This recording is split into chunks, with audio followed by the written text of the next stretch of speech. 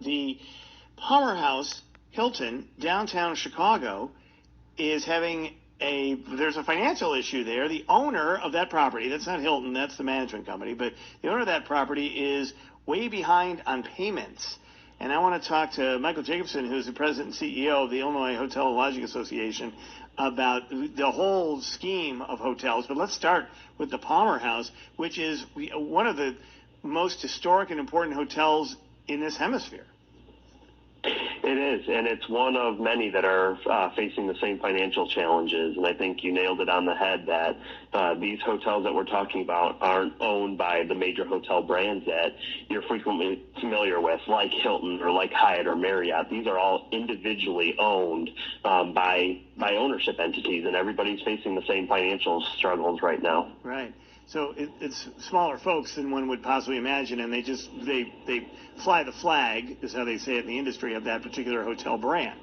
And that happens in almost all the, I mean, there's a couple companies that own a lot of their properties, but this is not one of them. And all those Hiltons in Chicago, whether it's the Palmer House or the one down on Michigan Avenue, these are gigantic facilities, and they've got thousands of employees, and they've got huge upkeep because they're the older facilities. How are they going to come through this? Yeah, they're gigantic facilities. They can't really be repurposed into really any other purpose besides a hotel. And yes, I mean, even if you look at downtown Chicago, some of the owners are some of the larger owners. Obviously, it takes a lot to own some of these larger hotels. But as soon as you escape and you even enter the suburbs, but particularly downstate and in central and western Illinois, a lot of these are owned by mom and pop, even Illinoisans that might be your neighbors. We have a lot of hotel owners that are based right here in Illinois. So these are a majority of our hotel owners in Illinois are considered small business owners because they are small businesses. Yeah, even though they might have whatever it happens to be, a courtyard or whatever. They own the actual building. Okay, so back to the big Chicago hotels. There is no end in sight, really. I mean, there's not like a date certain where we go, all right, well, this is going to turn around. We're going to be okay. And so much of what the downtown hotels get, their economics are based on the trade shows that have been canceled. And then in the fourth quarter, which we are now heading into, we're sooner than we want to be. The summer's over, but essentially, as we head into the fall, that tourism for holidays and shopping and all the rest of that, unless there is a massive change here, that's also lost money. Yeah, I mean, as of last week, our occupancy number in the Central Business District was still at 20%. That's compared to 87% a year ago. So it shows you just the drastic drop in occupancy and business that we've had. And to your point, there is no end in sight.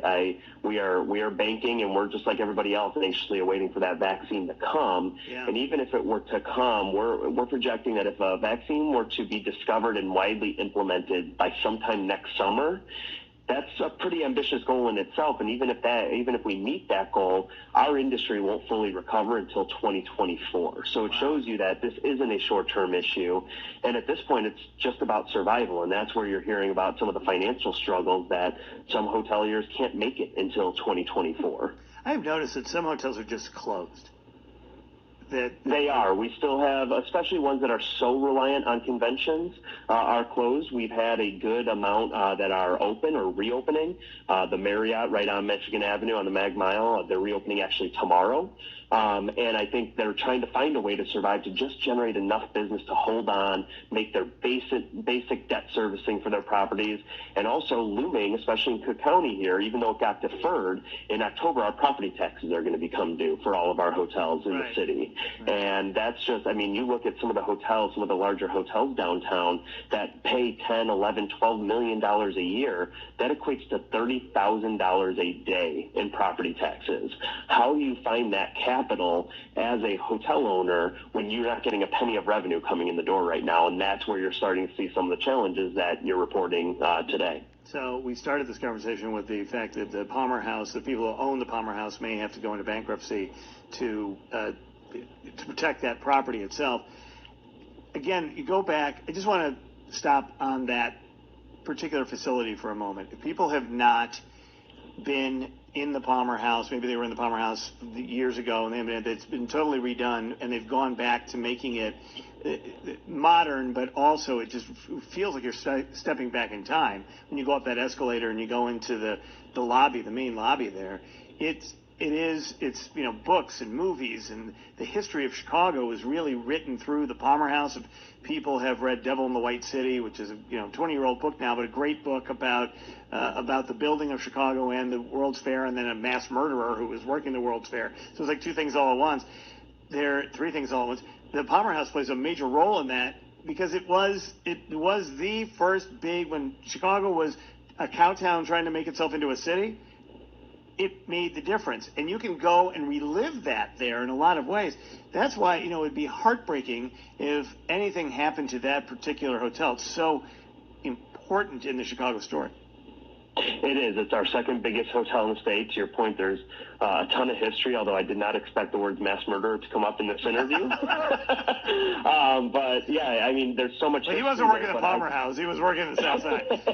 That was a different thing. No, but I think it's just a precursor because 1 in 4 hotel owners nationally are delinquent on their loans. There's a special loan called the CMBS loan, a commercial mortgage-backed security, the Palmer House, which is one of those type of loans, that they have unique challenges in terms of getting forbearance from their lenders or making any modifications to their loans. And that's causing a lot of challenges in terms of making arrangements with the lenders. And that's one of the asks that our industry has in Congress right now as part of the next stimulus is create some sort of government assistance program, whether it's a direct fund to help offset or help make up for this lack of forbearance, or just some federal assistance to help these CMBS loaners, whether it's in hospitality or retail or restaurants, try to make up for that difference when they can't pay those loans right now. Because when you have 25% of our CMBS loans nationally that are already in delinquency, it just shows you how big of a problem we have looming on our hands. So I think the Palmer House is the first of what you might hear of several instances of this across the city and across the country in the coming weeks. Okay, so are there things that the the hotel industry, because that's your business, is there a push in Washington to get a special set of loans back for them or money being dumped in, and how far are we in that process? Yeah, I think people always ask us, are we going to get a bailout like the airlines or like the banks have gotten in previous instances? It's hard because of what we just talked about and the way we're structured and the fact that we're not owned by just 4 or 5 corporations. We're owned by tens of thousands of property owners across the country. So our ask is really more focused on another round of the PPP, trying to get people back to work in the short term. I mentioned the loan assistance around these CMBS loans, and then a series of specialized tax credits. We've done so much and poured so much money into investing in new safety equipment and new safety protocols within our hotel properties, some financial assistance in terms of tax credits to offset those costs. And then one other tax credit that's my personal favorite is incentivizing Americans to get back on the road again, whether it's road trip, whether it's, I know you were just talking about air travel, even if it's not in the next several weeks, it's in the next year, incentivizing them by providing them a tax credit to take a vacation again, which of course would have economic benefits to cities like Chicago as well. Oh, that's a great idea, because that's where we are right now. We're getting out of a habit. And it's important that people feel safe getting back in the skies and getting, going to other places, especially now when it's going to get cold up here and people want to start, taking a vacation, maybe a week somewhere where it's warm. Always breaks up the winter if you can drive somewhere or fly somewhere or whatever. It really is obviously we're in a very tough, unique circumstance here, Michael, but really, for these iconic hotels, and Chicago has 50 million visitors a year. We got to keep that number up. If we don't, that's really bad for our economy as well. Michael Jacobson, President and CEO of the Illinois Hotel and Lodging Association. Thank you, sir. Appreciate your time. We'll talk again soon.